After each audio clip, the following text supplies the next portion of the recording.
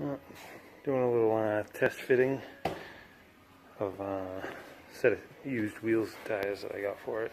Tires are toast, but if the wheels work, I'll get tires for them. I feel like a 2010 or 11 Grand Sport Corvette. 19 by 12 on the back, 18 by 10 in the front, 325 30 19 in the back, and I think it's 275 30 18 in the front.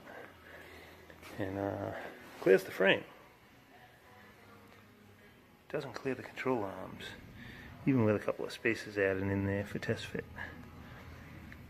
So if I'm going to run them, I may have to notch this whole bracket assembly into the frame and then make up some steel control arms that I can bend and have them kind of snake in and then go over to the mount behind the wheel, and then kind of snake over and come behind the wheel and be like inside the frame rail. But it'd be pretty cool if we could get them to work. Nice wide tires all the way around. These are almost 13 inches wide in the back.